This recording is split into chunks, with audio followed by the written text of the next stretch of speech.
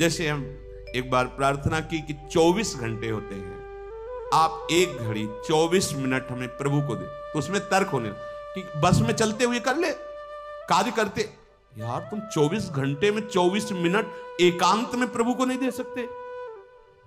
अरे चलते फिरते वो ओवर टाइम वाला नाम लेंगे ना, और जमा होगा हमारे पास। 24, 1 घड़ी, आधी घड़ी, आधी में पुण्याद। अगर हम एकाग्रता पूर्वक जपे तो कैसा रहे? 24 घंटे में 24 मिनट मेरे प्रभु के लिए, यद्यपि जीवन प्रभु के लिए, पर जैसे निराश होके, तो निराश होके हम कहते हैं, वैसे तो पूरा जीवन प्रभु के लिए, पर वैसा नहीं कर सकते हो तो समय समर्पित कर दो। पर 24 मिनट तो ऐसी प्रार्थना है। ऐसा कौन सा कार्य तुम्हारा है जो तुम इतने बिजी हो कि 24 मिनट नहीं निकाल सकते प्रभु के लिए? आप देख लो अपने जीवन के समय को कैसे व्यर्थ करते हो, और 24 मिनट के लिए हमसे तर्क करते हो कि वो गाड़ी में चलते हुए जप सकते हैं, वो कार्य कर। इसके लिए तो है ही उपदेश, चलते फिरते, उठते बैठते, खाते पीते, हर समय नाम जप करो, वो तो अहो भाग्य है। लेकिन इस 24 मिनट को तुम कार्य प्रणाली नहीं भाई। जब तुम्हारे लिए कह दिया कि 24 घंटे में सो, मेहनत करो, जो भी कार्य, 24 मिनट निकाल के प्रभु के लिए, माला से, बिना माला से, जो नाम प्रिय लगे, राधा राधा राधा।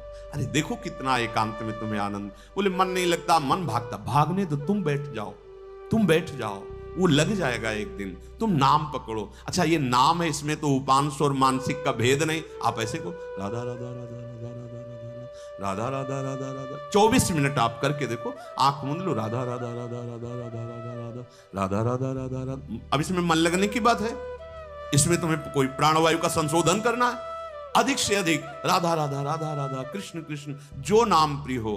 आप देख लेना, आप खुद देख लेना, आपको पता नहीं होता। जैसे 2 लकड़ियों के घर्षण से अग्नि पैदा हो जाती है, ऐसे जिह्वाग्र और नाम की रगड़न से अमोघ अध्यात्म शक्ति पैदा होती है। विश्वास करो, अमोघ शक्ति पैदा। तुम्हारा ज्ञान, तुम्हारा हृदय का अध्यात्म बल जहां जागृत हो गया, कोई भय नहीं, कोई शोक नहीं, है ही नहीं। दूर से रस्सी का सांप मान के भयभीत हो रहे थे, जब तुम्हें दिखाई देगा केवल गोविंद ही गोविंद है, भय नाम की चीज नहीं रह जाएगी। इसमें पार करने का एक ही उपाय, भगवन नाम। देखो बात आई, सार बात भगवन नाम। जितना नाम जप करोगे उतने ही दुख से ऊपर उठते जाओगे। मान लो, विश्वास मान लो। एक ऐसी आनंद दशा होती है हृदय की। देखो एक बार हमको किसी ने बताया था कि एक कोई गैस होती है, वो अगर खुल जाए तो लोग हंसते ही रहते हैं। ओ है, हाँ, जो हम तो कह नहीं पाए कि फ्लैपिंग क्या है इसके, गैस है, लाफिंग, हमने समझा फ्लैपिंग वो हंसी वाली। एक गैस में इतनी ताकत है कि कोई कितना भी डिप्रेशन में वो हंसता ही रहेगा गैस में। भगवान के नाम में इतनी ताकत नहीं कि हर दुख मिटा के तुम्हें आनंद में रहे। सोचो, प्रकृति की एक गैस है, प्रकृति की एक औषधि है जो बेहोश करके अंग काट दे तो भी पता ना चले। भगवान के नाम में, धन्वंतरी जी ने कहा, सब औषधियों का शोध करने पर पता चला भगवान नाम में जितनी रोग निवारण, दुख निवृत्ति, शोक निवृत्ति सामर्थ्य उतनी किसी औषधि में नहीं। धन्वंतरी जी के वचन। जामवंत जी कह रहे हैं, ये तो बाहरी समुद्र पर पुल आपके प्रताप से बनी जाएगा, पर भव समुद्र से पार होने का एकमात्र उपाय है भगवन नाम। अपनी जिह्वा से निरंतर, हम जैसे भी हैं अपने प्रभु के हैं। ये भाव बहुत मंगलमय है। हमारे प्रभु को ऐसा हो तभी स्वीकार होगा, ऐसा नहीं है। कैसा भी हो, कोई भी हो, बस शरण में हो जाए और नाम जप करने लगे। खुद आप देख लेना, अगर बात आपको समझ में आ जाए तो ये जो श्रीमद् चतुराशी जी है, इसके जो पद है, पहली बात तो तुम्हारा कोई भाव न बने, कोई श्रद्धा न बने। और अगर एक बार 84 जी का पाठ 24 घंटे में कर लेते हैं,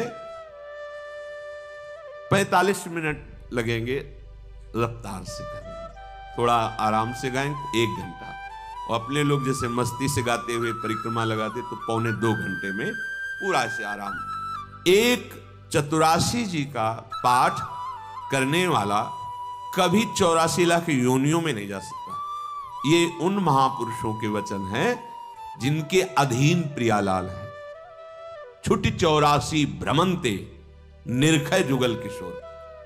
कम से कम 84 लाख योनियों के दुख से तो आप मुक्त होना चाहते, नहीं प्रिया प्रीतम को देखना चाहते, नहीं सेवा चाहते, तो दुख से तो निकलना चाहते।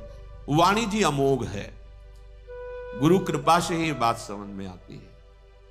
अगर चतुराशी जी के किसी भी पद को आप कंठस्थ कर ले, कोई एक पद, और उसी को 100 बार 200 बार अंदर अंदर गुनगुनाइए, फिर आप देखिए कैसे आपका हृदय निर्मल होता है, कितनी जल्दी आपके अंदर भागवतिक सद्गुण आते हैं। आप कीजिए, घंटों चलते हुए प्रपंच की वार्ता कर ले, पद नहीं गुनगुनाएंगे। व्यर्थ में बैठे मन कल्पना में घूम रहा है, उसको डांट करके नाम में नहीं लगाएंगे। देखो, अगर सुख प्राप्त करना, इसीलिए हम प्रायः आपसे प्रार्थना करते रहते हैं कि ये आशीर्वाद, ये कोई कृपा या कोई पदार्थ दे दे, इस भ्रम में मत रहना। ऐसे ऐसे महापुरुषों के दर्शन हुए हैं जो गुरु कृपा से, इष्ट कृपा से ही केवल उनका दर्शन हो सकता। दिगंबर, शरीर की शुद्ध नहीं, खान पान की, जहां पैर नहीं रख सकते हो ऐसी तपती हुई बालू, उसमें दिगंबर पड़े हैं, ब्रह्मानंद में मगन। आप जब तक अपने आप को सतमार्ग में नहीं लाएंगे, भजन में नहीं लाएंगे, असत मार्ग को त्यागेंगे, कोई सुखी नहीं कर सकता, कोई सुखी नहीं कर सकता। ये बात अंदर बैठा लो। कौन काहू के सुख दुख कर दाता, निज कृत कर्म भोग सुन भ्राता। इसलिए शरीरम श्री वृंदावन भुवि सदा स्थापे, मनः सदा पार्श्वे वृंदावन रसिकयोर न्यस्य भजने। आहा, जो युगल सरकार के भजन में रसिक जन डूबे हुए हैं, मन उनकी आज्ञा में दे दीजिए। अर्थात जैसा वो उपदेश करते हैं वैसे ही मन को चलाइए, तो न्यस्य भजने, वो भजन में समर्पित हो जाएगा। वचस्तत् केली नाम नवरत गाने रमय तत्, वाणी से उनकी केली रस का गान, बड़ा सुख मिलता है श्यामा श्याम को। सबसे बड़ा सुख मिलता है जब उनकी लीला का गायन करके सुनाते हो। जैसे आप गा रहे हो, आज निकुंज मंजु में खेलत नवल किशोर नवीन किशोरी, अति अनुपम अनुराग परस्पर सुना भूत भूतल्प। ये जोरी मुस्कुराती है प्रिया प्रीतम की। बस ये जहां प्रसन्न भये तो क्या होता है, जब राधिका श्याम प्रसन्न भये तो नित्य समीप सुख खींच ले। बस हमारी बात बन गई, हमारे मन को समीप। तो किशोरी मात मानम किमे सुकुमारी नुकले, श्री लाडली जी के समीप उनकी सेवा की भावना और भाव देह दोनों प्राप्त हो जाता है। जब लाडली जी घसीट लेती है तो सेवा की भावना और सेवा जिससे संपादित होती है वो देह, जो सेवा संपादन की देह है वो सच्चिदानंद है, पार्थिव देह नहीं, जन्म मरण वाला मलमूत्र बनाने वाला शरीर नहीं, चिदानंद देह। तब वो देख पाता है जो यहां श्रीपाद के सदा पार्श्वे, वो देख पाता है अपनी प्राणेश्वरी स्वामिनी के पार्श्व में विराजमान, कैसा अद्भुत सुख। पर वचस्तत् केली नाम नवरत, नवीन नवीन सुख का अनुभव होना चाहिए, तभी मानना हृदय निर्मल हो। एक पद को 100 बार गा रहे तो हर बार आपको नया रस मिल रहा है, नाम जब पे हर बार नया सुख मिल रहा है नाम से। राधा राधा राधा, हर बार एक नया अनुराग पैदा हो रहा है नाम के प्रति, नई आसक्ति पैदा हो रही है।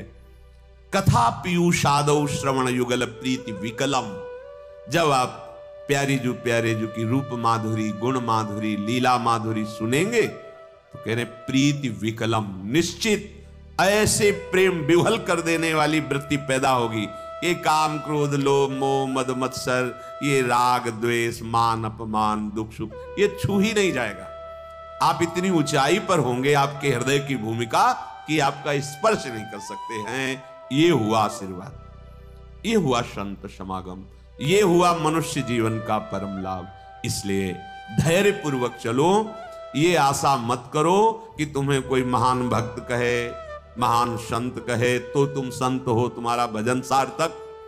कोई तुम्हें पाखंडी कह दे, गाली दे दे, निंदा कर दे, तो भजन का हमें कोई फल ही नहीं मिला क्योंकि लोग गालियां दे रहे। देखो हमें भजन का फल मिला क्योंकि लोग प्रणाम। ये माया का आखिरी अस्त्र है, कंचन कामिनी कीर्ति। सब रूपों में भगवान इतने रूपों में आके हमें दर्शन दे रहे, दुलार कर रहे हैं, हमें उनके चरणों में प्रणाम करना। मेरे प्रभु इतने रूप धारण करके प्यार कर रहे हैं, भावना अपनी कहीं अहम जनित ना हो जाए कि मैं साधक हूं, मैं भजनानंदी महात्मा हूं, मुझे लोग नमस्कार करते हैं, प्रणाम करते हैं, फिर मार्ग आगे का रुक जाएगा। इसलिए कह रहे हैं निरपेक्षः, समस्त निरपेक्षः, ए नमस्कार प्रणाम, नाना प्रकार की प्रशंसा या कोई आश्चर्यजनक सिद्धियां तुम्हारे अंदर आ रही, सबसे निरपेक्ष रहो, इनका प्रयोग मत करना, तभी तुम श्री जी की सेवा का अधिकार, जो सच्चिदानंदमय जीवन है, वो तुम्हें प्राप्त हो जाए। सहज में आनंद की वर्षा करने वाली। अब ये सहज शब्द से हमारा परिचय नहीं तो लगता है बिना क्रियाओं से क्या हो जाएगा। जैसे कोई कहता है कि क्रियाओं से क्या हो जाएगा, तो हमने विचार करके देखा है, सत क्रियाओं से बुद्धि पवित्र होती है, असत क्रियाओं से बुद्धि गंदी होती है। गंदी बुद्धि का गंदा निश्चय होता है, पवित्र बुद्धि का दिव्य निश्चय होता है। बस इतना हुआ क्रियाओं से। और बुद्धि का जब परमात्म स्वरूप में निश्चय होता है तो बुद्धि बुद्धि नहीं रह जाती, वो कृष्णाकार हो जाती, भगवदाकार हो जाती। यहीं से परमानंद की अनुभूति प्रारंभ होती है। जो क्रियाओं से बुद्धि को पवित्रता मिलती है, वो साधु समागम से एक क्षण में मिल जाती है। विश्वसनीय श्रद्धावान एक क्षण में अपनी बुद्धि को उतना पावन कर लेता है, जो बहुत वर्षों तक तीर्थ और सत्क्रियाएं की जाए तब बुद्धि पवित्र होती, वो साधु समागम से एक क्षण। इसीलिए व्रतानि यज्ञ छंदांसि तीर्थानि यमा यमाः यथा वरुंधेत सत्संगा सर्वसंगोपहो हिमाम। सत्संग के बराबर किसी को नहीं रखा गया। व्रत नियम तीर्थयाटन वेदों का स्वाध्याय दान पुण्य ये सब एक तरफ और साधु समागम एक तरफ। एक क्षण में बुद्धि को इतना पावन कर दे कि वो प्रभु प्यारे लगने लगे, अपने दोष अपने को चुभने लगे, असहनीय हो जाए। ये साधु समागम का ये आशीर्वाद है, ये कृपा है, ये फल है। मांगने की जरूरत नहीं है। आप श्रद्धा विश्वास पूर्वक साधु समागम करें तो ये आपके अंदर आने लगेगा। ये जो हमारे अंदर क्षोभ पैदा होता है किसी भी विषय से, ये अज्ञान से होता है, ये किसी के आशीर्वाद से नहीं मिटेगा।